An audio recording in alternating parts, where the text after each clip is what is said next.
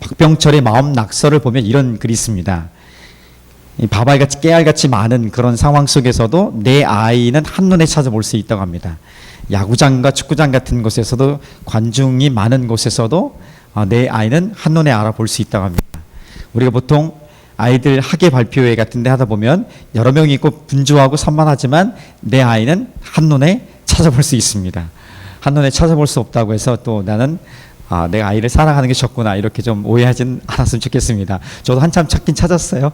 결국 찾지만요. 시력이 좀 좋아야지 좀 가능한 부분이 있지만 사랑하면 초능력이 생긴다는 것이죠. 기적이 있습니다. 사랑하면 기적이 있습니다. 여러분 1000kg이 넘는 트랙터를 들어 올릴 수 있습니까? 아마 1000km를 들어 올릴 수 있는 사람은 슈퍼 히어로 아니고서는 어려울 것입니다. 역도 선수도 어려울 것이에요. 운동 선수도 어려울 것입니다. 실제로 미국에서 이런 일이 있었습니다. 트랙터가 고정된 것이 풀어졌는지 언덕에서 내려와서 결국은 소녀를 덮친 사건이 있었습니다. 그래서 그 트랙터 밑에 끼어 있는데 그 소녀를 사랑하는 소년이 그걸 들어 올린 거예요. 그 소녀를 구한 것입니다. 이건 없는 일인데 일어난 것입니다. 이거 뭐지? 사랑의 능력이고 사랑하면 초능력이 나타난다는 것이죠. 그러니까 내가 사랑하는 것을 누군가 내가 사귀는 사람이 있다면 남편, 아내, 남자친구, 여친구 있다면 한번 들어보라고 한번 해보십시오. 뭘 끄덕입니까? 아무나 되는 건 아니죠. 항상 일어나는 일은 아니고요. 아무리 사랑해도 1000kg은 불가능한 것입니다. 근데 실제로 일어났다는 것이죠. 그런 거 보면 사랑은 초능력의 기능을 우리가 생성한다는 것, 생기게 하는 것을 좀 볼 수 있습니다. 정말 그렇습니다. 우리도 역시 그런 경험을 했던 사람들이에요. 2000년 전에 이 위대한 사랑을 경험한 것입니다. 2000년 전에 놀라운 세상을 변화시킨 사랑이 있었는데 그 사랑이 세상을 변화시킬 뿐 아니라 오늘까지도 우리를 살리고 우리에게 거대한 영향력을, 우리 삶의 기준을 동송두리째 바꿔놓고 우리 소망이 새로워지게 하는, 이 세상을 변화시켜가는 근본적인 위대한 사랑이 있었습니다. 바로 예수 그리스도의 십자가의 사랑입니다. 그 십자가의 사랑이 세상을 변화시킬 뿐 아니라 그 당시뿐 아니라 영원토록 우리를 새롭게 하고 변화시켜가는 능력으로 다가옵니다. 자, 이 사랑이 우리에게 있습니다. 예수 그리스도의 십자가의 사랑이 흔적이 이미 우리에게 있습니다. 자, 그렇다면 그 사랑의 능력이 초능력을 생성하는 능력이라면 그 어떤 것도 행하지 못할 것이 없다 봅니다. 그 십자가의 능력이, 하나님의 그 사랑이 내게 있기 때문에 그 어떤 것도 용서 못할 것도 없을 것이고 그 인내하지 못할 것도 없을 것이고 모든 것을 다 감당할 수 있는 그 능력이 우리 안에 있다는 것입니다. 내가 그 능력을 갖고 있는 것이 아니라 나와 함께 하시는 그분이 그 능력의 하나님이기 때문에 그렇습니다. 내가 그 사랑과 함께 하기 때문에 그 사랑의 능력으로 모든 것을 다 감당할 수 있는 은혜의 자리에, 은혜의 삶을 누릴 수 있는 것입니다. 자, 이것은 현실이 되었으면 좋겠습니다.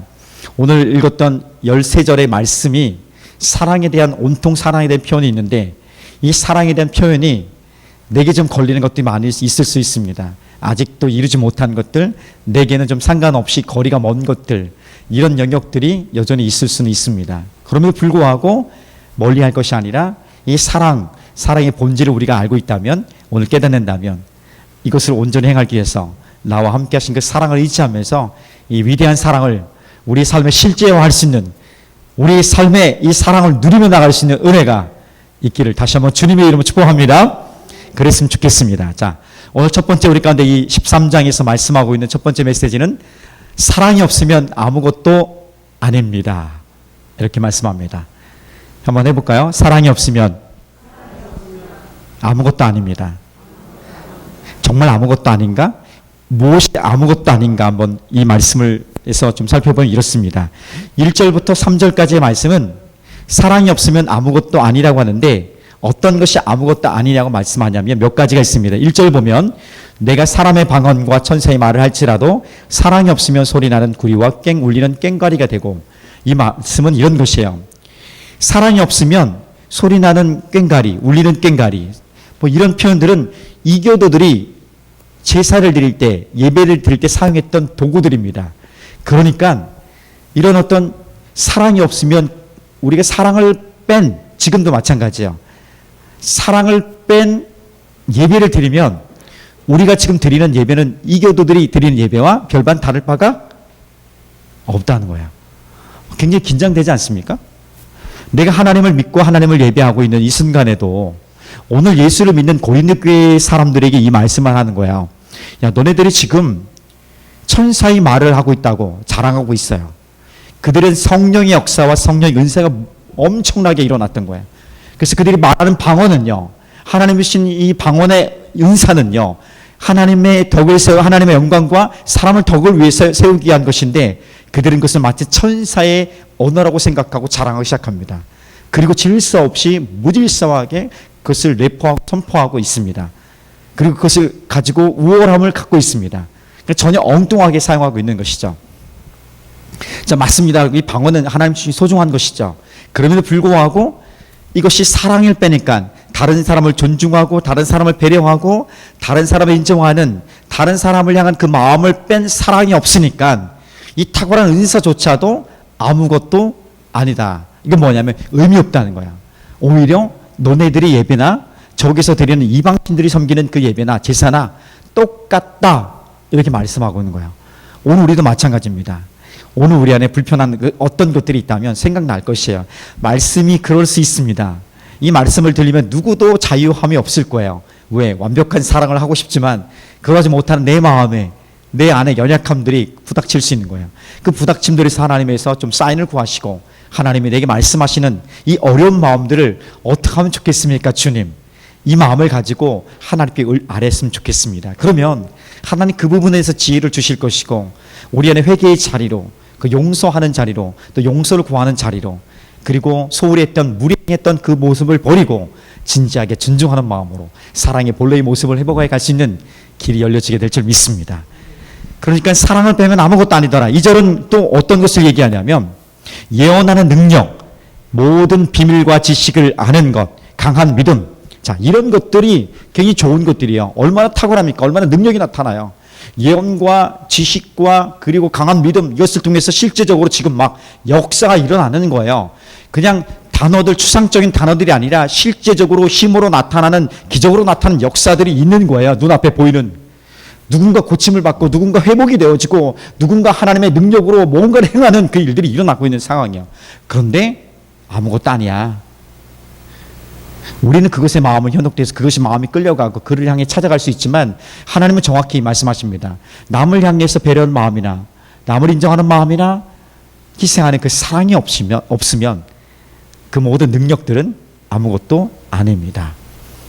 여러분, 주님이 그렇게 말씀하셨으면 정확한 거야. 그리고 그렇게 놀라운 역사에 일어나는 고린도 교회의 사도 바울이 이 말씀을 통해서 오늘 우리에게도 전해주고 있다면, 오늘 우리도 마찬가지라는 것이죠.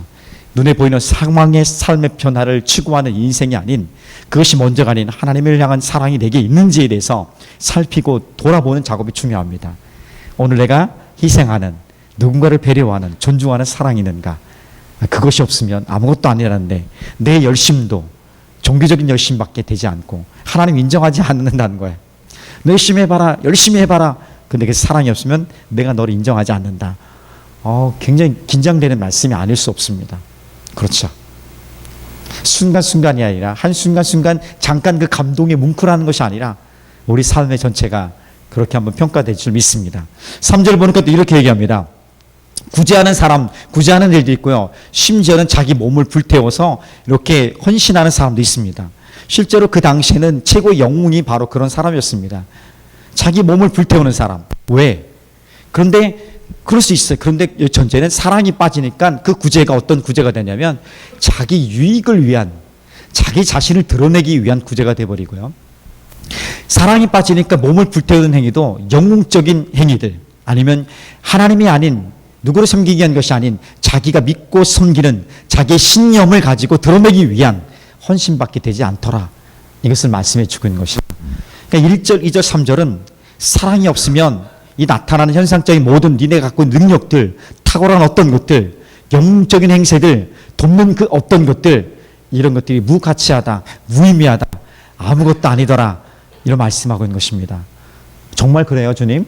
정말 그렇습니까? 지금까지 이렇게 해왔는데, 이렇게 많이 해봤는데 이것이 아무것도 아닙니까? 진짜 아무것도 아닌 거예요. 주님 앞에 섰을 때 주님이 너 뭐 했니? 저 이거 했어요. 그래? 근데 정말 네가 나를 사랑하니? 사람들을 사랑하니? 존중하니? 멈칫해요. 아무 얘기할 수 없어요. 그럼 아무것도 아니네 이렇게 말씀하고 있는 것이에요. 우리가 한 행위들이 나열이 아닌 우리 마음의 동기와 과정들, 우리 마음의 목적들, 이것을 바라보신다는 사실을 좀 잊지 않았으면 좋겠습니다. 기업에 입사 원서를 내고 자기소개를 쓴 사람들, 대학에 가기 위해서 자기소개서를 쓴 사람들, 한 번에도 자기소개서를 써본 사람은 알 수 있을 것입니다. 당신은 누구입니까에 대해서 나는 이것 했고 이것 했고 이것 했고 이것 했고 이것 했습니다. 이 나열이 중요한 것이 아니더라. 오히려 더 산만할 뿐이라는 것이죠. 내가 누구인지, 내가 어떤 존재인지를 알고 내가 어떤 가치와 어떤 동기와 목적을 가지고 살아가는지를 이야기해야만이 설득할 수 있고 호기심을 가질 수 있는 것이죠. 하나님은 늘 마음 중심을 바라보는 것입니다. 네가 지금 어떤 모습으로 보여지는 그런 것이 중요한 것이 아니라 너가 지금 어떤 마음의 상태로 살아가는지를 보시는 것입니다. 그 마음 중심을 보시는 거야. 그래서 사랑하는 마음이 없다면 오늘 우리 안에 분노와 그리고 억울함과 이 복수심과 이런 것들로 가득했다면 오늘 그 부분들이 좀 부드러워지고 하나님의 성령씀 만져주시고 우리 마음에 그 부분 대신에 하나님의 사랑으로, 그러니까 하나님의 사랑이 들어오면 싹 나머지 부정적인 어두운 것들이 밀려가게 돼 있습니다. 그 어떤 것도 용서하지 못할 것도 받아들이지 못할 것도 모든 것을 참을 수 있는 사랑이 오면 다 감당할 수 있는 능력이 오게 됩니다. 이미 우리는 그 사랑을 경험했고요. 그 사랑의 흔적이 사인이 내게 있다는 것입니다. 자, 그러면 오늘 그 사랑을 의지한다면 우리도 가능성이 여전히 충분히 있다는 사실을 기억하고 달려갔으면 좋겠습니다. 당시 사람들은요, 이 고린도 교회 이 당시에 있었던 이 당시의 사람들은 사랑이란 단어를 에로스라는 단어를 사용했습니다. 에로스. 헬라어 에로스, 그리스어 에로스라는 단어는 이런 의미예요. 내가 원하는 것을 얻는 것, 내가 원하는 가치를 얻기 위해서 하는 사랑을 이 에로스라 그래요. 그래서 여인을 사랑한다, 혹은 내가 돈을 사랑한다, 명예를 사랑한다, 권력을 사랑한다 할 때는 그것을 내가 얻기 위해서, 그것을 소유하기 위해서 사랑하는 거예요. 그런데 고린도전서 13장에 써졌던 이 단어는, 사랑이라는 단어는 에로스란 단어가 아주 보편적이고 대부분 쓰였던 단어지만 이 13장에 나오는 사랑은 에로스가 아닌 아가페라는 사랑이에요. 아가페. 아가페라는 이 단어는 그렇게 많이 사용되는 보편적인 언어는 아니었어요. 어떨 때 이 아가페 단어가 사용됐냐면 하나님께서 하나님의 백성들을 구원하시고 죽기까지 사랑하시는 모습을 보여줄 때 이 단어가 사용된 거예요. 또 하나는 하나님의 백성들이 그 하나님의 사랑에 감격해서 저도 하나님을 사랑합니다, 저도 다른 사람을 사랑하겠습니다 할 때 그때 사용된 단어, 이 사랑이 아가페라는 것입니다. 그게 흔히 사용되지 않았어요. 사람들이 즐겨 사용하지 않았던 단어예요. 근데 13장에서는 이 사랑을 얘기해요. 이 사랑은 어떤 사랑이냐? 아가페의 사랑은 자기 희생과 자기를 내어줌, 자기 헌신의 사랑을 얘기하는 거예요. 그것이 하나님의 사랑이고 오늘 사랑의 본질을 말해주고 있다는 사실을 놓치지 않았으면 좋겠습니다. 사랑. 그러니까 내가 나의 유익과 내가 원하는 것을 얻기 위한 사랑, 이 사랑이 아닌 정말 새로운 차원의, 오히려 내가 다른 사람이 원하는 것을 내어주고 그래서 내가 헌신하고 더 낮아지고 엎드리는, 이것이 사랑이라고 얘기합니다. 이런 면에서 우리가 사랑하고 있는가? 여전히 우리는 네, 저는 사랑하고 있습니다, 자신 있게 얘기할 사람이 있겠죠. 그렇게 많지 않을 거야. 이 사랑이 참 좋은데, 이 사랑이 너무 행복하고 좋은데 이 사랑장을 읽을 때마다 부끄러운 거야. 이 사랑장을 읽을 때마다 너무 죄송한 거야. 이 사랑장이 더 들려질 때마다, 사랑이 깊이 있는 본질을 생각할 때마다 하나님, 저는 아직도 멀었군요, 이런 되돌아봄들이 있게 되는 것입니다.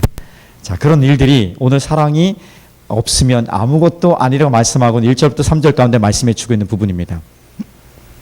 그래서 1절부터 3절까지 나온 예언도, 방언도, 지식도, 능력행함도, 그리고 구제하는 것도, 불타는 것도 사랑이 없으면 아무것도 아닙니다, 이렇게 정리하고 있는 것이에요. 그러니까 사랑이 있으면 이것이 비로소 의미와 가치를 찾게 되는 것입니다.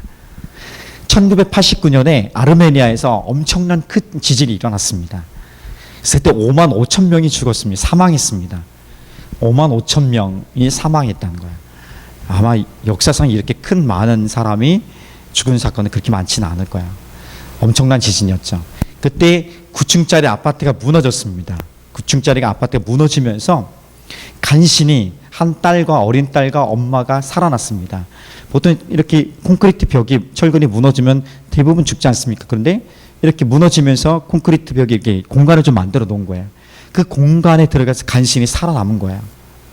칠흑같이 어둠밖에 없는 거죠. 아무것도 안 보이는 상황이에요. 하루가 지납니다. 이틀이 지납니다. 누군가 우리를 구조해 주겠지. 소망을 갖고 기다립니다. 근데 3일이 지납니다. 아무것도 먹지 못한 3일을 갑니다. 거의 뭐 이거는 죽기 직전의 모습이죠. 그때 딸이 얘기합니다. 아주 그냥 다 죽어가는 목소리 얘기하는 거죠. 엄마 목말라요. 목말라. 이래버린 거예요. 엄마가 할 수 있는 게 뭐가 있어요? 움직일 수도 없는데, 공간도 없는데, 보일 것도 없는데 할 수 있는 것이란 이렇게 손 더듬는 밖에 없는 거예요. 더듬다가 유리 조각 같은 걸 하나 발견한 거예요. 유리 조각을 탁 발견하고 지체 없이 자신의 팔을 그어버린 거예요. 그었고 그 피가 떨어지는 것을 아이의 입술에 댄 거예요. 그렇게 하루 이틀 3일을 지나고 2주가 지났어요.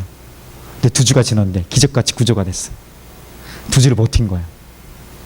이 아이는, 이 딸은 엄마의 피로 말미암아 새로운 인생을 살았던 거 마찬가지예요. 엄마의 피가 이 아이를 구원한 거예요. 이 아이를 살린 거예요. 오늘 우리에게도 그런 능력이 있는 것이죠. 우리는 벌써 이 경험을 하고 있는 것입니다. 2000년 전에 있었던 역사의 십자가에 죽으신 예수의 십자가의 피가 그때 당시의 사람들만 살린 것이 아니라 오늘을 여전히 살아가는 우리들에게도 오늘 예수의 십자가의 피가, 그 보혈이 나를 살리셨다는 것입니다. 우리는 이미 그만큼 가치 있는 존재고요. 예수의 십자가에 죽기까지 피 흘린 그 가치가 있는, 예수님 자리에 가치 있는 소중한 존재라는 것입니다. 오늘 그 사랑을 입은 자이기 때문에 나도 사랑이 없으면 아무것도 아닙니다라고 고백할 수 있는 그 일들이 일어날 줄 믿습니다. 그래서 이 사랑 빼면 우리의 지금 모습도 그냥 종교적인 열심히 형식이죠. 하나님이 기뻐 받으실 수 없는 것입니다. 사랑을 회복할 수 있는, 사랑이 없는 예배는, 사랑이 없는, 자기 헌신 희생 내어줌이 없는 예배는 글쎄 늘 퀘스천 마크입니다. 물음표죠. 하나님이 우리 예배를 받으실까 하는 진지한 질문을 던지기를 바랍니다. 그래서 첫 번째 우리에게 말씀하신 것은 사랑이 없으면 아무것도 아니더라, 이런 말씀하고 있죠. 자, 두 번째 우리에게 말씀하시는 것은 이제 4절부터 7절까지 나오는 사랑이 무엇인지 그 본질에 대해서 얘기하고 있는 거예요. 사랑이 무엇인지 한마디로 얘기하면 이것입니다. 한번 따라해 봅시다. 사랑은 예수님의 성품입니다. 15개의 동사가 나옵니다. 그러니까 4절부터 7절까지 사랑은 무엇이고 사랑은 무엇을 하지 않고, 이것을 표현하는데 15개의 동사가 나오면서 15개 동사의 구체적인 모습이 바로 사랑의 본질이다, 얘기해 주고 있는 것입니다. 자, 볼까요? 4절 말씀 한번 읽어봅시다. 자, 4절 시작. 사랑은 오래 참고, 사랑은 온유하며 시기하지 아니하며, 사랑은 자랑하지 아니하며 교만하지 아니하며. 사랑은 오래 참는데요. 오래 참는데 어떤 것에 대해 오래 참아요? 그냥 무조건 숨 참기, 하나 둘 셋, 이거 아니지 않습니까? 물속에 누가 들어가서 누가 오랫동안 있기, 그런 참음이 아니에요. 나를 누군가 공격해요. 나를 어렵게 해요. 내 마음을, 내 삶을 공격해요. 비난해요. 모욕해요. 이런 부분에 대해서 오래 참으라는 것이에요. 끝까지 참는 것, 길게 참는 것, 오래오래 참는 것, 이게 뭐라고요? 이게 뭐라고요? 사랑이래요. 아, 이거에 비하면 아직도 우리는 참 어렵구나.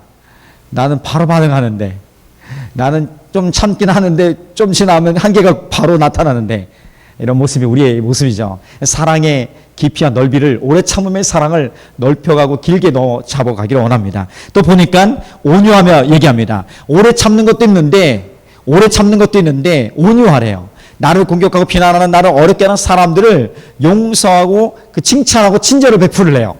가능합니까? 나를 어렵게 하는 사람들을 칭찬하고 친절을 베푸는 그 온유함이 가능합니까? 얘기해요. 왜 가능해요?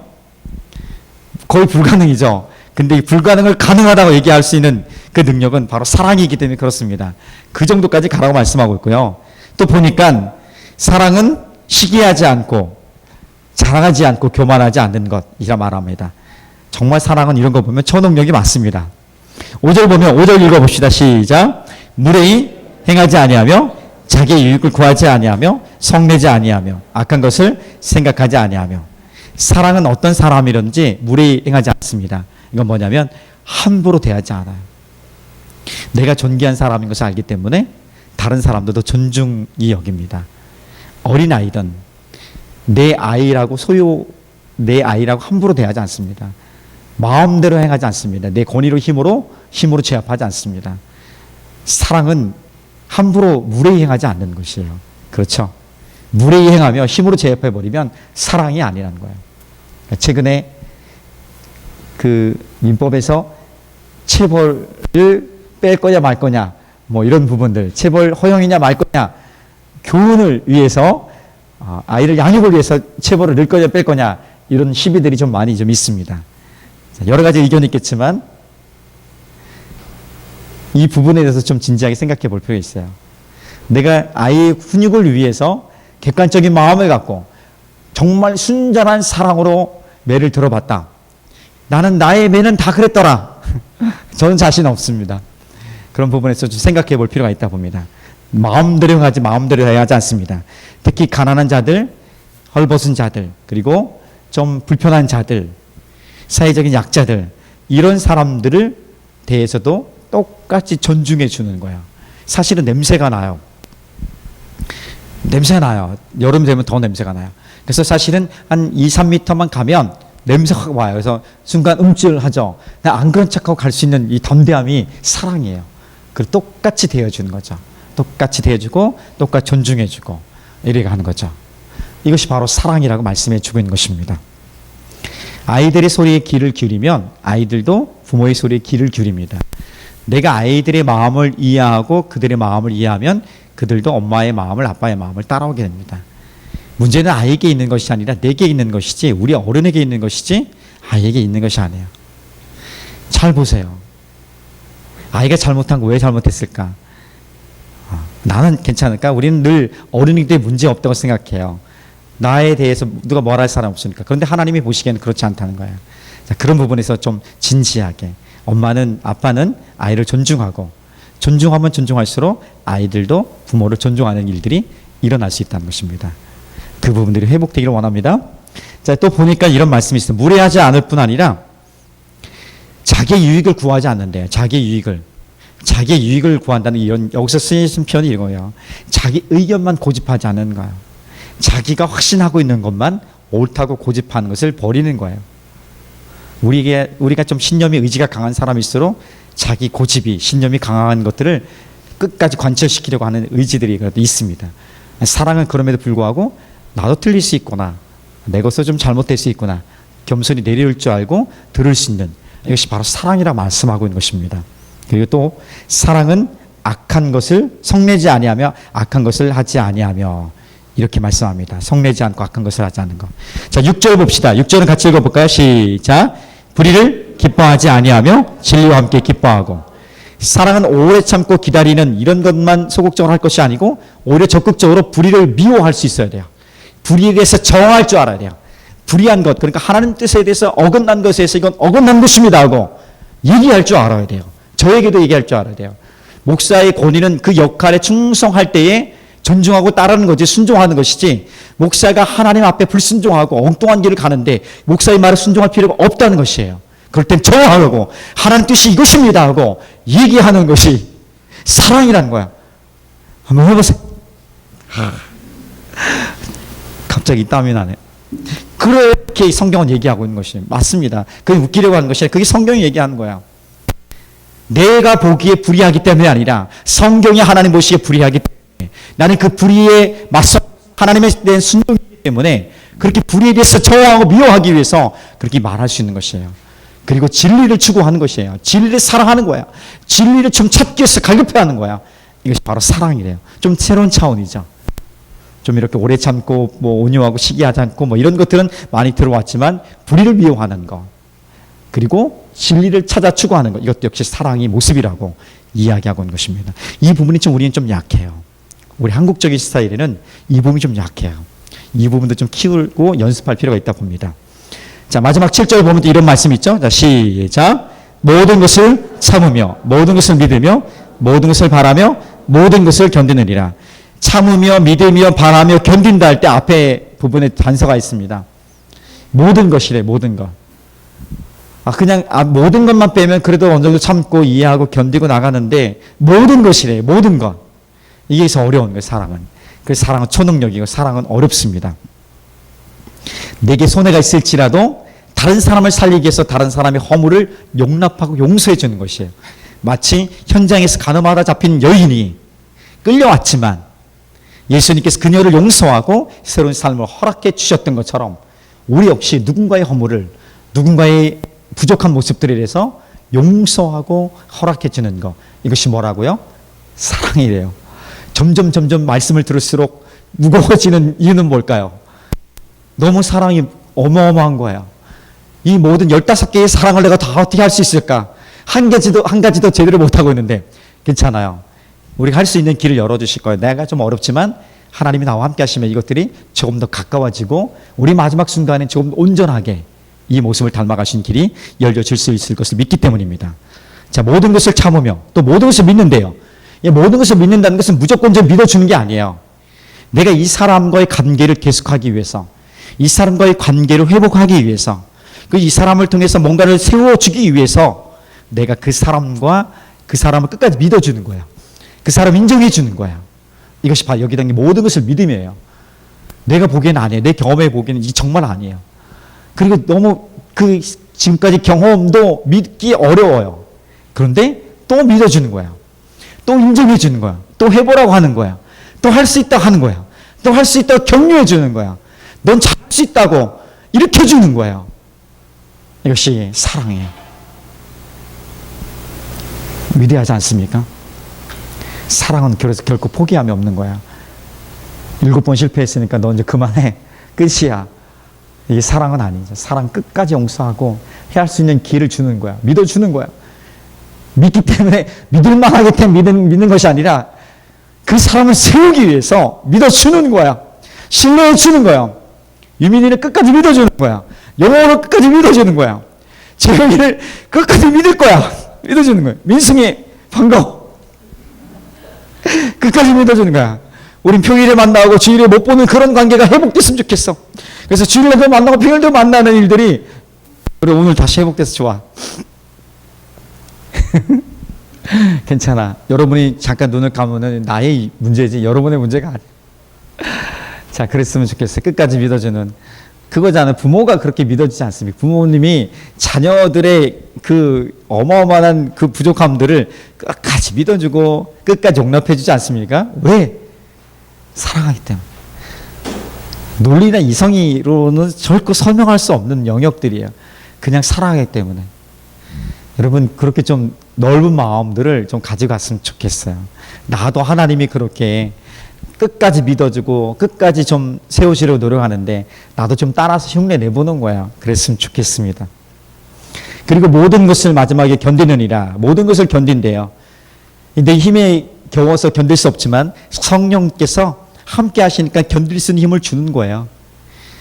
변함이 없고 계속해서 반복되는 그 어떤 것들에 대한 문제를 보게 하시고 그 안에 내 잘못이 있다면 내 연약함, 부지런함, 헌신이 부족했다면 회복해 가고요. 내가 그 부분에 잘하고 있는데도 여전히 어렵다면 끝까지 기다릴 수 있는 인내할 수 있는 마음을 주셔서 곧 새로워질 하나님의 그때를 바라보면서 넉넉히 견딜 수 있는 힘을 우리 하나님의 성령께서 우리에게 주실 줄 믿습니다. 자, 감당할 수 있습니다. 그게 사랑이에요. 그게 뭐라고요? 사랑이에요. 다 사랑으로 설명되고 있는 것이죠.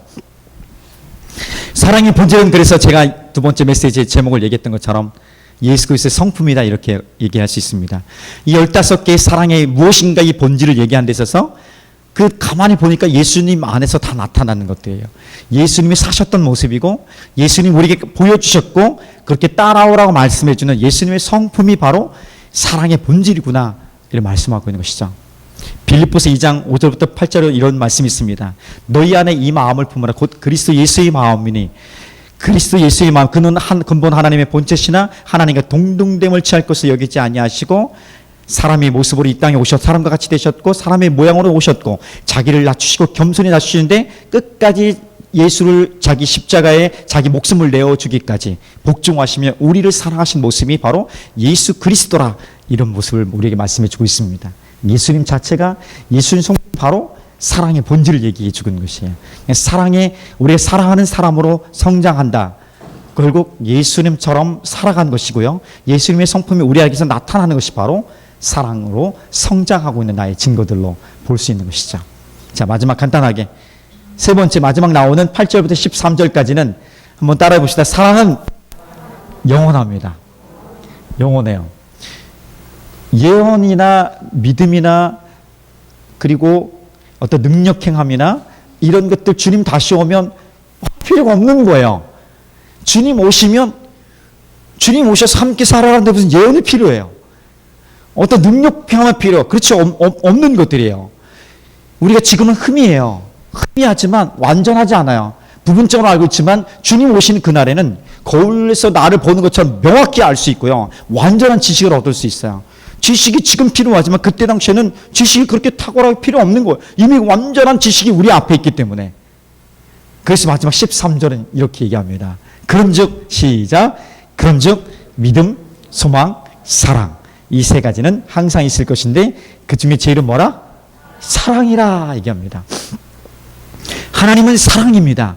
그 사랑을 어떻게 증명해 내셨냐면 예수 그리스도 십자가에 내어 주셨습니다.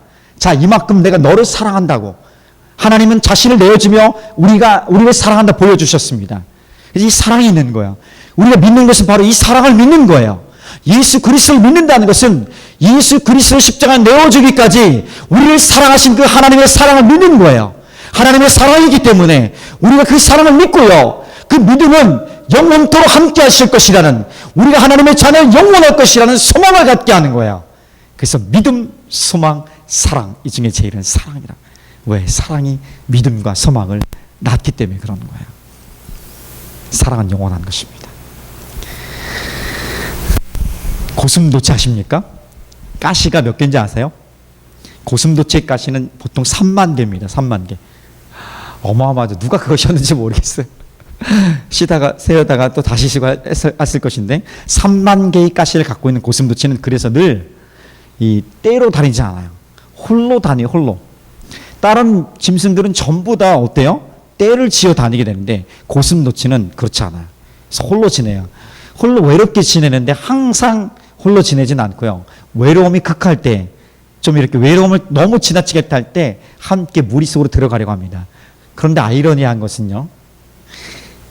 내가 외로워서 친밀의 감을 갖고 누군가에 가까이 가면 자기에게 있는 가시가 상대방을 찌르고 상대방이 상처를 주는 거예요. 내가 외로워서 좀 더 도움을 받기 위해서 가는데 상처를 주거나 혹은 상처를 입는, 이것이 고슴도치가 갖고 있는 딜레마고 어려움이에요. 오늘 우리의 모습 중에 한 모습입니다. 내가 내 마음대로 살려고 내가 잘할 수 있다고 생각하는데 너무 힘들고 지친 거예요. 외로워요. 사실 외로움보다 힘든 것은 없는 거야. 나를 알아주는 한 사람만 있으면 그 누구도 외롭지 않은 거야. 근데 그 한 사람이 없는 거야. 가장 가까이 옆에 있는 사람들도 없는 거야. 그러니까 힘겨운 거야. 그 고독이 우리를 마지막으로 인도하는 거야. 그래서 너무 고독하고 외로워서 누군가에 가까이 갑니다. 무리 속으로 들어가려 합니다. 그런데 내게 있는 가시가 누군가를 찌르고 누군가의 가시가 나를 또 찔러버립니다. 상처 주기도 하고 상처를 입습니다. 그래서 이것은 아닌가 보다 하고 또 다릅니다. 상처를 잘 치유하고 다시 들어가려 합니다. 근데 또 역시 반복돼요. 어떻게 하면 좋지?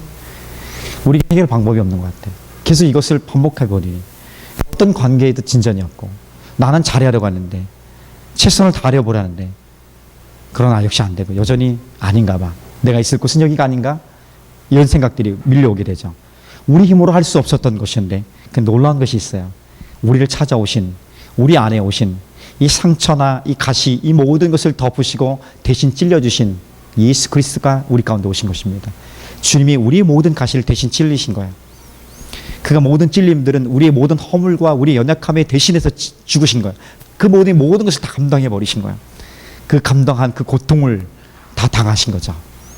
그래서 네모와 세모라는 아주 다른, 만나서 어울리지 않을 것 같은 그 존재들이 예수의 십자가를 만나고 예수를 만나고 새로운 둥글둥글한 동그라미라는 새로운 존재로 태어나게 되는 것이고, 새로운 존재의 동그라미로 우리가 부드럽게 상처들도 있지만 그리고 가시들도 젖었지만 부드럽게 다른 사람을 해하지 않도록 누그러뜨리고 보호하고 사이사이 들어갈 수 있는 길이 열려지게 되는 것입니다. 오늘 예수님의 사랑이 진정한 사랑의 본질이라면, 아니 그것을 말씀하고 있으니까 오늘 예수님 때문에 우리는 그 사랑을 할 수 있는 거예요. 내 안에 그 능력이 없을지라도 좀 의지하십시오. 우리 의의를 좀 살려고 노력하지 마세요. 자꾸 내가 무엇을 하고 무엇을 할 수 있다고, 잘할 수 있다고 그 자신감 때문에 주님을 의지하지 않는 그 영역이 있다면, 우리 살아온 경험과 지식 때문에 하나님 없이도 살아도 될 것 같은 그 착각에서 벗어나야 된다는 거예요. 다 빼보고 하나님 없이 우리가 다 모든 것을 잘한다 해도 의미 없는 삶이라고 정리 내렸고요.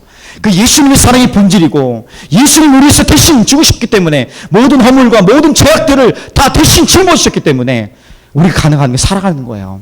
그러면 우리 삶도 이제 살아가는 모습도 그 사랑을 본받아서 따라가는 법밖에 없는 것이죠. 오늘 그 믿음을 가지고 함께 기도했으면 좋겠습니다.